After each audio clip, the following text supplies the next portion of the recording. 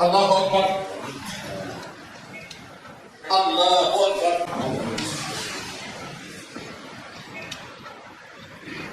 السلام عليكم ورحمة الله. السلام عليكم ورحمة الله.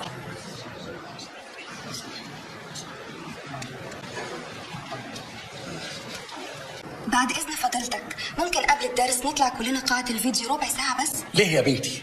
اللهم اجعله خير. فيك ايه؟ في حاجة مهمة مع إخوالينا فوق ولازم نشوفها مع بعض. اتفضلوا معانا يا دكاترة.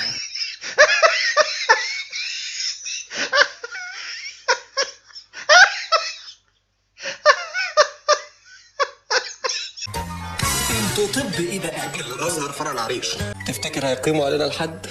ربنا يستر. طب هو الحد في الحاله دي ايه؟ لو اعتبرونا مفسدين في الارض هتبقى وقعتنا سودة. طب مش ممكن يدونا عقاب المكره باعتبار اننا مضطرين يعني؟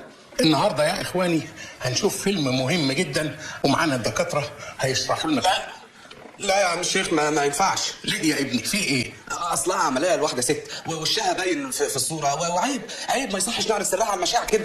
أنت مش قلت إنها عملية لراجل؟ ست راجل مش مشكلة ما دام ذلك يتم بشكل ثقافي فلا ضرر ابدا. بس برضه يا عم الشيخ هذه فتوى انا مسؤول عنها. اتفضل يا بنتي. يلا شغل يا ابني شغل. شغل. نعم. حط الشريط وشغله. يا دكتور ما انت عارف. حط الشريط في الفيديو وشغل العملية. انا عارف ايه؟ شغل العملية يلا. ايه ده انت هتمشي وتقول لي شغل العمليه؟ اوعى ايدك. مولانا افتن ومش حرام. سبحان الله. يا رب. معلش يا جماعه ملناش نصيب نشوف الفيلم ده النهارده. على وعد ان تمدونا بمثل هذه الافلام الهامه حتى يتسنى لنا عرضها في ندواتنا الثقافيه. لا يا مولانا اصل الحاجات دي بتبقى صدف، يعني احنا نفسنا بنتعب قوي على بال ما بتقع في ايدينا، بس اوعدك لو وقع في ايدينا حاجه قريب هنجيبها لكم على طول. يا راجل ده انت ناس تقول له نمر برايد. السلام عليكم. السلام عليكم. السلام عليكم.